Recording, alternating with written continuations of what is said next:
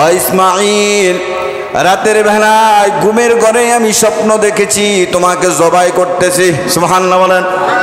ইসমাঈল, তোমাকে জবাই করতেছি, এখন তোমার অনুভূতি কি?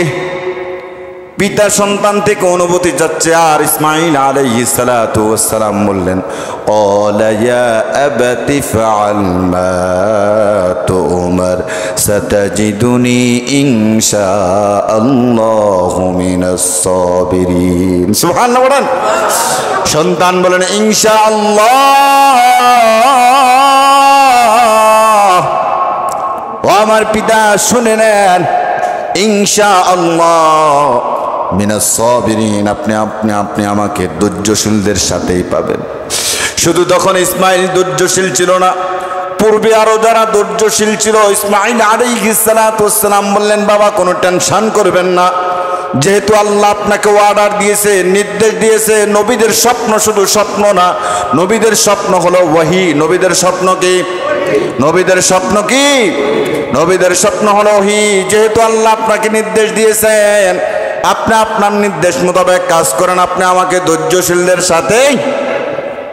কোরআনে আল্লাহ বলেন, ফালাম্মা আসলামা ওয়া তাল্লাহু লিল জাবিন।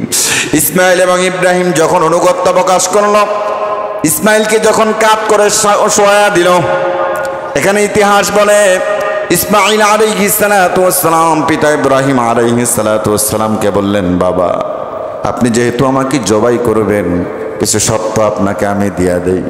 কারণ আমি আপনার সন্তান, শিশু বয়সে আপনি আমাকে মরুভূমিতে রেখে গেছেন, আপনি আমার ছোঁয়া পান নাই, আমিও আপনার আদর যত্ন ভালোবাসা পাই নাই।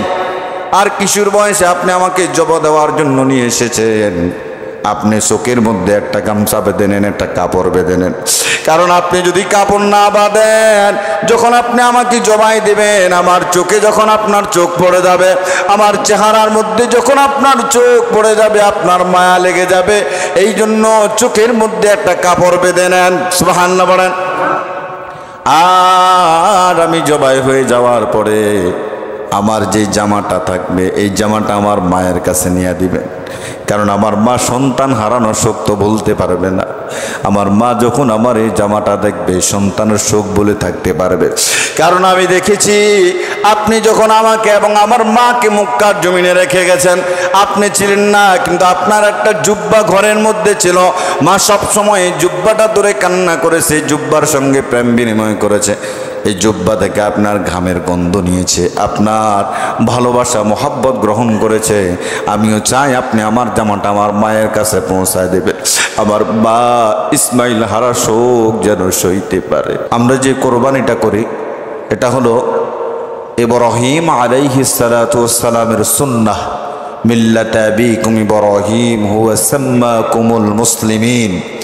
মুসলমানের জাতির পিতা ইব্রাহিম আলাইহিস সালাতু ওয়াস সালামের সুন্নাহ। আল্লাহ সুবহানাহু ওয়া তাআলা পৃথিবীর বুকে 1,25,000 মতান্তরে কম বেশ হতে পারে, এই অসংখ্য অগণিত নবী এবং রসুলদের মধ্যে সবচাইতে বেশি পরীক্ষা নিয়েছেন কার থেকে? ইব্রাহিম আলাইহিস সালাতু ওয়াস সালাম থেকে। তিনি সবচেয়ে বেশি পরীক্ষার সম্মুখীন হয়েছেন। আলহামদুলিল্লাহ, তিনি এবং সফলতার সাথে সব পরীক্ষা উত্তীর্ণ হয়েছেন। সুবহানাল্লাহ বলেন। সফলতার সাথে উত্তীর্ণ হয়েছেন। আপনি দেখেন, ইনার বয়স 90 বৎসর হয়ে গেল, স্ত্রীর বয়স 80 বৎসর, বৃদ্ধ বয়সে উপনীত হয়ে গেলেন। স্বাভাবিকভাবে আমাদের দেশে 40-50 বছর পরে মহিলার ঘরে বা 60-70 বছর এমন মুরব্বীর ঘরে যদি সন্তান হয়, এটা নিয়ে মানুষ কানাহুসা করবে না? বলেন, কানাহুসা করবে না? ওরে বাপরে, মুরব্বীও দেখি এ বয়সে বাচ্চা নিয়েছে।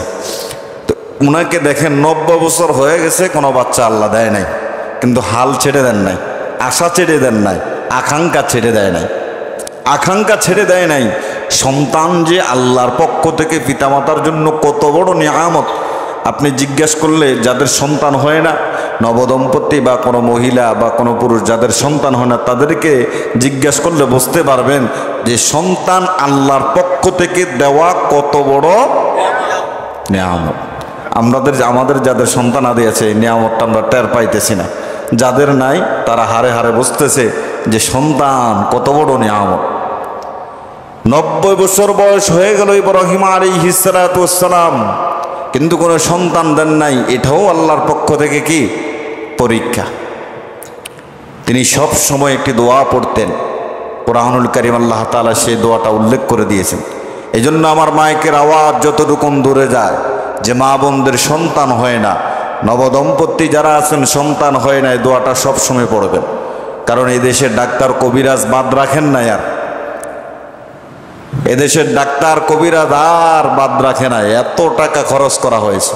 কিন্তু আমরা আল্লাহর দেওয়া এই দোয়াগুলো, শিখানো দোয়াগুলো নবী আলাইহিস সালাতু ওয়াস সালামগণ পড়েছেন, সাহাবায়ে কেরাম আমল করেছেন, তারা সন্তানের মালিক হয়েছেন, কিন্তু আমরা সে আমলটা করতে চাই।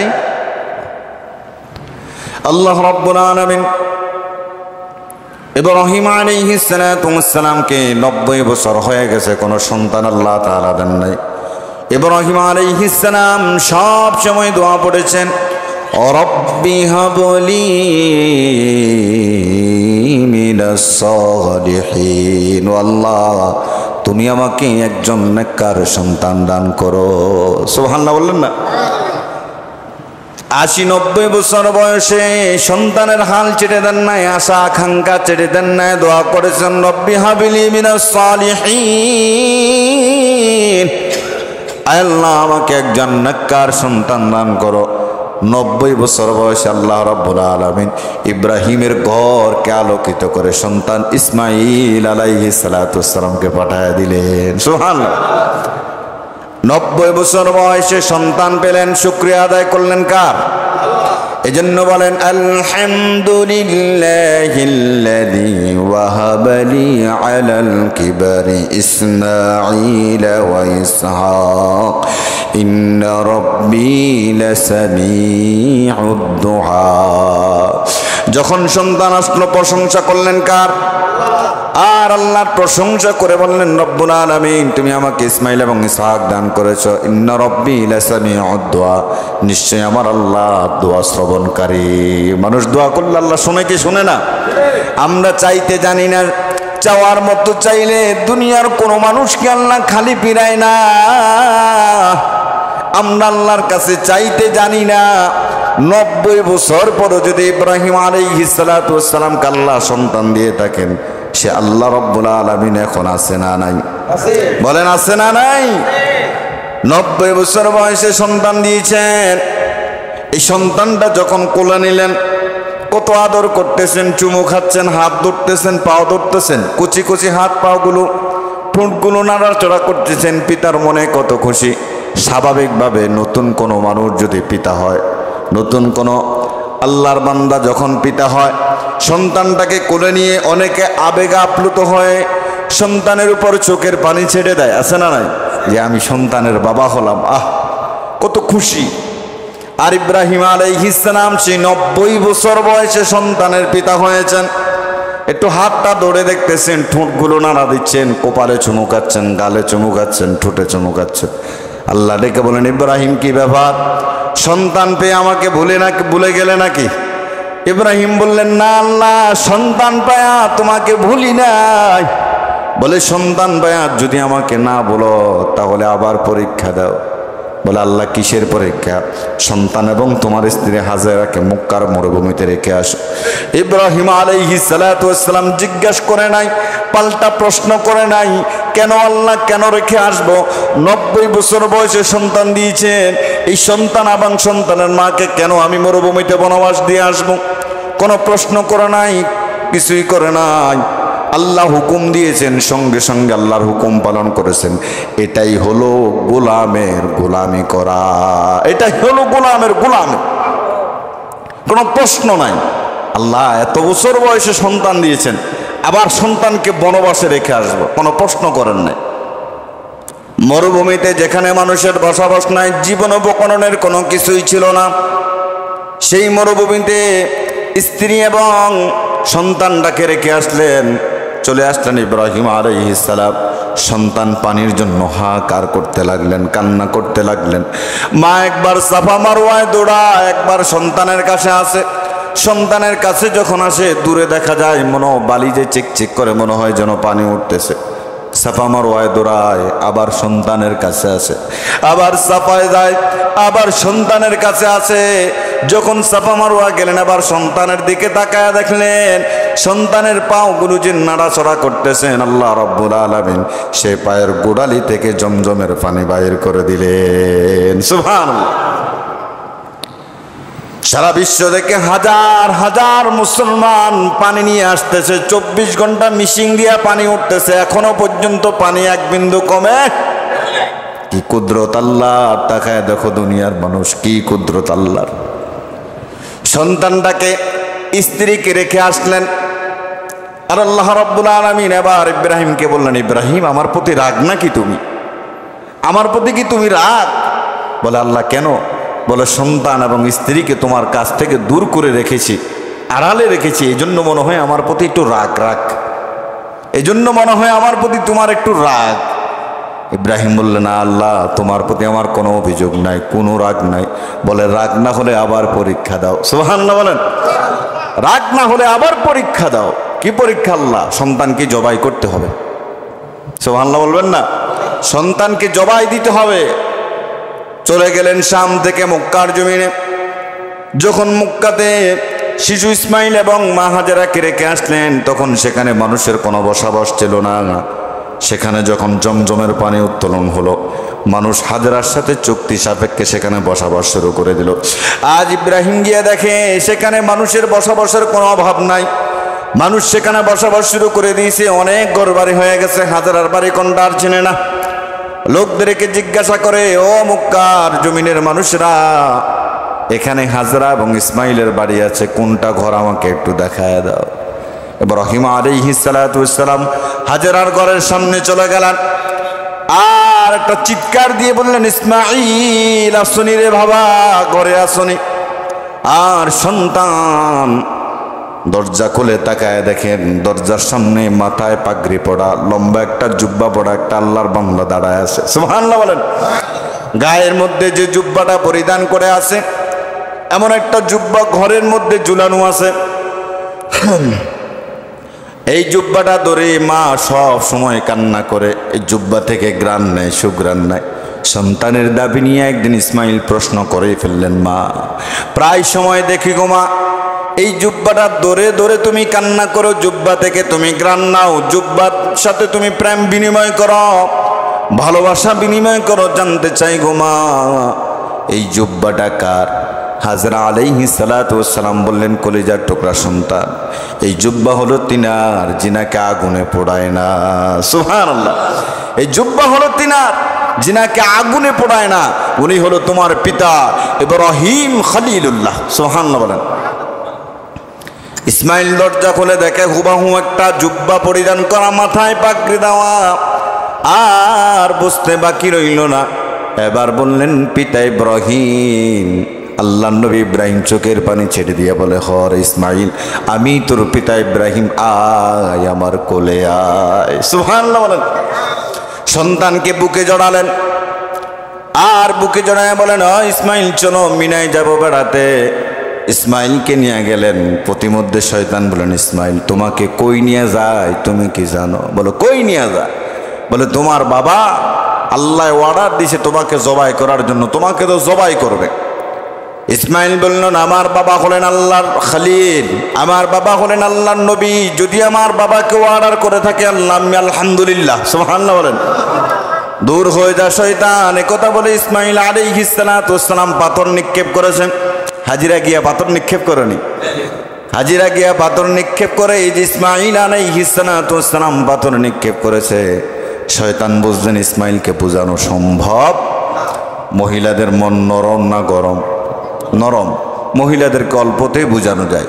চলে গেলেন হাজরা আলাইহিস সালাতু ওয়াস সালামের কাছে। হাজরার কাছে গিয়া বলে, ও হাজরা, তোমার সন্তান ইসমাইলকে কোথায় নিয়ে গেছে তুমি কি জানো? বলে না, তোমার সন্তানকে ইব্রাহিম মিনায় জবাই করার জন্য নিয়ে গেল।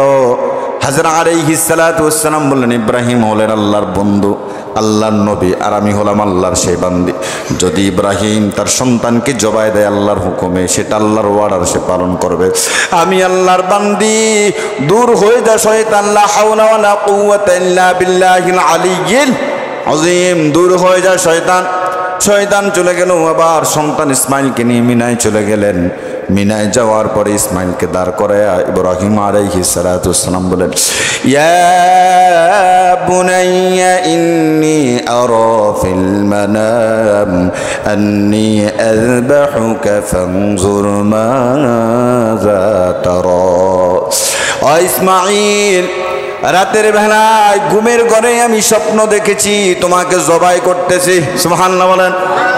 ইসমাইল, তোমাকে জবাই করতেছি, এখন তোমার অনুভূতি কি? পিতা সন্তান থেকে অনুভূতি যাচ্ছে। আর ইসমাইল আলাইহিস সালাতু ওয়াসসালাম বললেন, ক্বালা ইয়া আবাতি ফাআল মা তু'মার সাতাজিদুনি ইনশাআল্লাহু মিনাস সাবিরিন। সুবহানাল্লাহ বলেন। সন্তান বলেন, ইনশাআল্লাহ। ও আমার পিতা শুনে নেন, ইনশাআল্লাহ মিনাস সাবিরিন, আপনি আমাকে ধৈর্যশীলদের সাথেই পাবেন।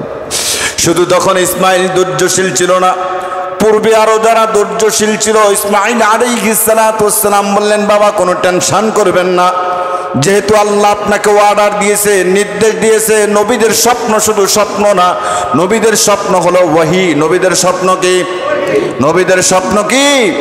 নবীদের স্বপ্ন হলো ওয়াহি। যেহেতু আল্লাহ আপনাকে নির্দেশ দিয়েছেন, আপনি আপনার নির্দেশ মোতাবেক কাজ করেন, আপনি আমাকে ধৈর্যশীলদের সাথে। কোরআন আল্লাহ বলেন, ফালাম্মা আসলামা ওয়া তাল্লাহু লিল জাবিন। ইসমাইল এবং ইব্রাহিম যখন অনুগত্য প্রকাশ করল, ইসমাইলকে যখন কাপ করে শোয়া দিল, এখানে ইতিহাস বলে ইসমাইল আলাইহিস সালাতু ওয়াসসালাম পিতা ইব্রাহিম আলাইহিস সালাতু ওয়াসসালামকে বললেন, বাবা আপনি যেহেতু আমাকে জবাই করবেন, কিছু শর্ত আপনাকে আমি দিয়া দেই। কারণ আমি আপনার সন্তান, শিশু বয়সে আপনি আমাকে মরুভূমিতে রেখে গেছেন, আপনি আমার ছোঁয়া পান নাই, আমিও আপনার আদর যত্ন ভালোবাসা পাই নাই। আর কিশোর বয়সে আপনি আমাকে জব দেওয়ার জন্য নিয়ে এসেছেন, আপনি চোখের মধ্যে একটা গামছা বেঁধে নেন, একটা কাপড় বেঁধে নেন। কারণ আপনি যদি কাপড় না বাঁধেন, যখন আপনি আমাকে জবাই দেবেন, আমার চোখে যখন আপনার চোখ পড়ে যাবে, আমার চেহারার মধ্যে যখন আপনার চোখ পড়ে যাবে, আপনার মায়া লেগে যাবে। এই জন্য চোখের মধ্যে একটা কাপড় বেঁধে নেন। সুবহানাল্লাহ বলেন। আর আমি জবাই হয়ে যাওয়ার পরে আমার যে জামাটা থাকবে, এই জামাটা আমার মায়ের কাছে নিয়ে দিবেন। কারণ আমার মা সন্তান হারানোর শোক তো বলতে পারবে না। আমার মা যখন আমার এই জামাটা দেখবে, সন্তানের শোক বলে থাকতে পারবে। কারণ আমি দেখেছি আপনি যখন আমাকে এবং আমার মাকে মক্কার জমিনে রেখে গেছেন, আপনি ছিলেন না, কিন্তু আপনার একটা জুব্বা ঘরের মধ্যে ছিল। মা সব সময় জুব্বাটা ধরে কান্না করেছে, জুব্বার সঙ্গে প্রেম বিনিময় করেছে। এই জুব্বা থেকে আপনার ঘামের গন্ধ নিয়েছে, আপনার ভালোবাসা মোহাব্বত গ্রহণ করেছে। আমিও চাই আপনি আমার জামাটা আমার মায়ের কাছে পৌঁছায় দেবে। আমার মা ইসমাইল হারা শোক যেন সইতে পারে। সুবহানাল্লাহ বলেন। আমার মা যেন ইসমাইল হারা শোক সইতে পারে, আপনি আমার মায়ের কাছে আমার জামাটা নিয়ে দিবেন। সন্তান আর পিতা যখন অনুগত্য হয়ে গেল, একমত হয়ে গেল, জবাই দিবেন। ধারালো ছুরি দিয়া জবাই দেবেন। গলা কাটতেছেন, কিন্তু গলা তো কাটে না, উপরে আল্লাহর ফেরেশতারা দৃশ্য দেখে কান্না করে দিতেছেন। আল্লাহু আকবার বলেন। কান্না করতেছেন, আল্লাহর সহ্য হয় না, কখন জানি ইসমাইল জবা হয়ে যায়। আল্লাহ রাব্বুল আলামিন ছুরিকে অর্ডার দিলেন, ছুরি সাবধান সাবধান, আমার ইসমাইলের একটা পশমও যেন না কাটে। আল্লাহু আকবার বলেন। আমার ইসমাইলের একটা পশমও যেন না কাটে। এত ধারালো ছুরি ইব্রাহিম পোষাচ্ছে, কিন্তু ইসমাইলের গলা কাটে না। মেজাজ গরম করে ছুরিটা যখন দূরে নিক্ষেপ করলেন, পাথরের টুকরার মধ্যে যখন ছুরি পড়ল, পাথর খণ্ড দ্বিখণ্ডিত হয়ে গেল। কিন্তু এই ধারালো ছুরি দিয়া আল্লাহর বান্দা ইসমাইলের গলা কাটে।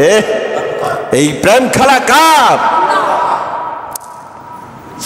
আল্লাহ রাব্বুল আলামিন বলেন, وَنَادَيْنَاهُ أَن يَا إِبْرَاهِيمُ আমি ইব্রাহিমকে ডাকলাম, ও ইব্রাহিম, قد صدقت الرؤيا إنا كذلك نجزي المحسنين। আমি আল্লাহ রাব্বুল আলামিন ইব্রাহিমকে ডেকে বললাম, ইব্রাহিম, তুমি তোমার স্বপ্নকে সত্য প্রমাণিত করেছো। আমি আল্লাহ রাব্বুল আলামিন সৎকর্মশীল মানুষদেরকে এভাবেই পরীক্ষা করে থাকি। সুবহানাল্লাহ বলেন। ইন্না হাযা লাহুয়াল বালাউল মুবিন। এটা আমি আল্লাহর পক্ষ থেকে সুস্পষ্ট একটা পরীক্ষা, এটা আমার পক্ষ থেকে সুস্পষ্ট একটা পরীক্ষা। ওয়া ফাদাইনাহু বিযিবহিন আযীম। আল্লাহ রাব্বুল আলামিন জিবরাইল আলাইহিস সালাতু ওয়াস সালামকে বললেন, জিবরাইল, আর দেরি করো না, যাও জান্নাত থেকে একটা দুম্বা নিয়ে যাও। জান্নাত থেকে দুম্বা নিয়ে আসতেছেন, আর জিবরাইল বলতেছেন, আল্লাহু আকবার, আল্লাহু আকবার। ইসমাইলকে উঠে দুম্বা সরায় দিলেন, আর ইব্রাহিম চলে চালালেন, বলেন, লা ইলাহা ইল্লাল্লাহ ওয়াল্লাহু আকবার, ওয়াল্লাহু আকবার। এতটুক পর্যন্ত বললেন, জবা হয়ে গেছে। চোখ খুলে দেখেন ইসমাইল পাশে দাঁড়ায় আছেন, আর দুম্বা জবাই হয়ে গেছে। সুবহানাল্লাহ বলেন। দুম্বা দেখে আর ইব্রাহিম আলাইহিস সালাতু ওয়াস সালাম বলেন, আল্লাহ, সন্তানের লাশ দেখাও নাই, আমাকে পরীক্ষায় সফলতার সাথে উত্তীর্ণ করেছো। ওয়ালিল্লাহিল হামদ। সুবহানাল্লাহ, ওয়ালিল্লাহিল হামদ। সমস্ত প্রশংসা, সব কিছু তোমার জন্য। সন্তান দাঁড় করে আছে, আর আল্লাহ তাআলা দুম্বা এনে জবাই করে দিলেন। সব পরীক্ষায় সফলতার সাথে ইব্রাহিম আলাইহিস সালাতু ওয়াস সালাম উত্তীর্ণ হয়েছেন। আমরা যারা কোরবানি দিয়ে থাকি, আগামীকাল আমরা পশু কোরবানির মাধ্যমে আল্লাহকে রাজি এবং খুশি করব। এটা ইব্রাহিম আলাইহিস সালাতু ওয়াস সালামের কি সুন্নাহ, ইব্রাহিম আলাইহিস সালাতু ওয়াস সালামের কি। এজন্য আল্লাহ রাব্বুল আলামিন বলেন, সবাই পড়েন, ইন্না আ'তাইনাকাল কাউসার ফাসাল্লি লিরাব্বিকা ওয়ানহার ইন্না শানিআকা হুয়াল আবতার। আল্লাহ রাব্বুল আলামিন নবী মুহাম্মদুর রাসূলুল্লাহ সাল্লাল্লাহু আলাইহি সাল্লামকে ডেকে বলেন, নবী, আমি আপনাকে কাউসার দান করেছি, হাউজে কাউসার। হাউজে কাউসার কি? হাউজে কাউসার কি? হাউজে কাউসার আল্লাহ রাব্বুল আলামিন নবীকে দান করেছেন। আল্লাহ রাব্বুল আলামিন বলেন, ও নবী, কিয়ামতের ময়দানে আপনার উম্মতের, আমার বান্দারা, নামাজি বান্দারা, ইবাদত করেনওয়ালা, আল্লাহর ঈমানওয়ালা বান্দারা পিপাসার্ত হয়ে যাবে। পিপাসার্ত হয়ে যাবে পানির কারণে কিয়ামতের ময়দানে জিহ্বাটা তারা বাহির করে দেবে। আল্লাহু আকবার বলেন। কিয়ামতের ময়দানে জিহ্বাটা বাহির করে দেবে। আপনার হাত দিয়ে যখন তারা হাউজে কাউসারের এক ঢোক পানি পান করবে, জান্নাতে ঢোকা পর্যন্ত তাদের আর পানির পিপাসা লাগবে না। সুবহান। হাউজে কাউসার আল্লাহ রাব্বুল আলামিন আমার নবীকে দান করেছেন। তারপর আল্লাহ বলেন, ফাসাল্লি লিরাব্বিকা ওয়ানহার। ও নবী, আপনি আপনার রবের সন্তুষ্টির উদ্দেশ্যে নামাজ পড়ুন এবং সন্তুষ্টির উদ্দেশ্যে কোরবানি করুন। নামাজ পড়ুন এবং কি করেন? কোরবানি করেন। তাহলে কোরবানি করব, এটা ইব্রাহিম আলাইহিস সালাতু ওয়াস সালামের সুন্নাহ। আল্লাহর নবী মদিনায় 10 বছর ছিলেন, 10 বছর কোরবানি করেছেন। এই কোরবানির মধ্যে ফজিলত কম না বেশি? বলেন, কম না বেশি? বেশি। এবার আসেন, গত সপ্তাহে আমি কোরবানি কবুল হওয়ার জন্য 4টি শর্ত বলেছিলাম। দেখি কার কার মনে আছে। বলতে পারবেন আপনারা? কেউ বলতে পারবেন? কেউ? 4টি শর্ত বলেছিলাম। 1 নম্বর হলো নিয়ত সহি। 1 নম্বর হলো কি? নিয়ত সহি। সবাই বলেন, 1 নম্বর কি? নিয়ত সহি। নিয়ত যদি অশুদ্ধ হয় তাহলে কোরবানি কি? শেষ। নিয়ত যদি হয় মাংস খাওয়া, নিয়ত যদি হয় মানুষকে দেখানোর, নিয়ত যদি হয় মেয়ের বাড়ির, মেয়েকে বিবাহ দিয়েছেন, ওই মেয়ের শ্বশুর বাড়ির মানুষকে দেখাবেন, নিয়ত যদি শুদ্ধ এবং সহি না হয়, কোরবানি শেষ। তাহলে 1 নম্বর শর্ত কি? 1 নম্বর শর্ত কি? সবাই বলবেন। আপনারা সবাই কোরবানি দিবেন না? 1 নম্বর শর্ত কি? নিয়ত সহি। 2 নম্বর হলো টাকা হালাল। 2 নম্বর কি? টাকা হালাল। হালাল টাকা দিয়ে পশু জবাই পশু কোরবানি করতে হবে। হারাম টাকা দিয়া, সুদের টাকা দিয়া, ঘুষের টাকা দিয়ে কোরবানি দিবেন, সেটা আল্লাহর দরবারে কবুল হবে। এজন্য শরীকে যারা কোরবানি দিবেন এটা খুব সতর্কতার সাথে কোরবানিটা করতে হবে, শরিক নিতে হবে। কারণ 7 শরিকের 1 শরিকের টাকাটা যদি হারাম হয়, বাকি 6 শরিকের কোরবানি শেষ, বাদ না শুধু একেবারে শেষ। 3 নম্বর হলো শরীয়ত মোতাবেক গরু জবাই করা। এখন তো মনে করেন আমার ছেলে অমুকের ছেলে তমুকের ছেলে মাদ্রাসায় পড়েছে, এখনো পর্যন্ত সূরা ফাতিহাটা সহিভাবে পড়তে জানে না। আমার নাতি মাদ্রাসায় পড়েছে, আমার নাতি গরু জবাই করবে, আছে না নাই? বলেন এমন আছে না নাই? আছে। শরীয়ত মোতাবেক কোরবানির পশু জবাই করা, আল্লাহু আকবার বলা, কোরবানির যে বিধান আছে, যে দোয়া দুরুদ আছে, এগুলো পড়া, আপনি কিছুই পড়লেন না, মানে শরীয়ত মানলেন না। আপনার নাতি মাদ্রাসায় দিয়েছেন, সূরা ফাতিহাটা এখন সহিভাবে জানে না, আপনার নাতির দিয়ে জবাই দিয়ে দিলেন, শরীয়ত মানলেন? বললেন শরীয়ত মানলেন? শরীয়ত মানলেন না। তাহলে 3 নম্বর গেল শরীয়ত মোতাবেক কোরবানির পশু কি করা? জবাই করা। 4 নম্বর হলো লোক দেখানোর জন্য যেন আমার কোরবানিটা না হয়। কারণ হলো মনে করেন ভুঁইয়া বাড়িতে একজনে বিশাল একটা গরু কিনেছে, তিনি বললেন যে আমার বাড়িতে আমার মতো এত বিশাল গরু কেউ কিনে, এখানেই শেষ। কারণ এটা তার ভিতরে একটা অহংকার ঢুকে গেল, তাকাব্বুরি ঢুকে গেল, রিয়া ঢুকে গেল। মানে সে বুঝাতে চায় যে এই বছর আমি আমার বাড়ির মধ্যে সবচেয়ে বড় গরু, বড় পশুটা ক্রয় করেছি। আপনি কোরবানি করবেন কার জন্য বলেন? কোরবানি কার জন্য হবে? মানুষকে দেখানোর জন্য? মানুষকে দেখানোর জন্য নয়। কোরবানিটা হবে আল্লাহর জন্য, মানুষকে দেখানোর জন্য নয়। কারণ এই কোরবানি আদম আলাইহিস সালাতু ওয়াস সালাম থেকে চলে আসছে। এক নবীর শরীয়তে এক রকমের পদ্ধতি ছিল। আদম আলাইহিস সালাতু ওয়াস সালামের জামানায় ওনার 2 সন্তানকে আল্লাহ তাআলা কোরবানির বিধান দিয়েছেন। একজন পশু দিয়েছেন, আরেকজন কিছু সবজি আল্লাহর রাস্তায় কোরবানি করেছেন। আল্লাহ বলছেন পাহাড়ের উপরে রেখে আসো, আকাশ থেকে একটা আগুনের কুণ্ডুলি পড়বে, আর যেটা জ্বালায়া সরকার করে দিবে এটা কবুল হবে, যেটা জ্বালাবে না সেটা কবুল হবে। হাবিলের কোরবানি আল্লাহ তাআলা কবুল করে নিয়েছেন। আর কাবিল বলেছেন ভাই আমি তোমাকে হত্যা করব। আল্লাহ রাব্বুল আলামিন নবীকে বললেন এটা আপনার উম্মতের মধ্যে জানায়া দেন, ওয়াতলু আলাইহিম নাবা বনাই আদম বিল হক ইয কুরবা কুরবানান ফাতুকব্বিলা মিন আহাদিহিমা। আপনি জানায়া দেন আপনার উম্মতের মধ্যে হাবিলের কোরবানি গ্রহণ করা হয়েছে, কাবিলের কোরবানি গ্রহণ করা হয় নাই। আর কাবিল বলেছে ভাই আমি তোমাকে হত্যা করব। হাবিল বলেছে আমি তোমাকে হত্যা করব না, তোমার গায়ে হাতও দিব না। কারণ আল্লাহ তাআলা মুত্তাকিদের কোরবানি কি করে থাকেন? কবুল করে থাকেন। সুতরাং অন্তরের ভিতরে তাকওয়া থাকা লাগবে, ভয় থাকা লাগবে। আপনি যে পশুটা জবাই কোরবানি করবেন এই ভয়টা আপনার আছে কিনা, যে আল্লাহ পশু কোরবানি করতেছি এতগুলো টাকা দিয়ে, আল্লাহ যদি তুমি কবুল না করো তাহলে তো আমার এটার মধ্যে আর কোনো স্বার্থ নাই, সব শেষ যদি কবুল না করো। এই জন্য আল্লাহ বলেছেন লা ইয়ানালুল্লাহু লুহুমুহা ওয়ালা দিমাউহা ওয়ালাকিন ইয়ানালুহুত তাকওয়া মিনকুম। তোমরা যে পশু কোরবানি করো এই পশুর রক্ত মাংস আসে না, আসে কি? আসে কি? তাকওয়া। আসে কি? তাকওয়া, মনের ভয়। আমাদের এই আগামীকাল যেহেতু কোরবানির ঈদ, আমরা যেন অন্তরে ভয় নিয়ে পশু কোরবানি করতে পারি। যারা কোরবানি করবেন আল্লাহ যেন সকলের কোরবানিটি সহিভাবে কবুল করেন, সকলে বলে আমিন।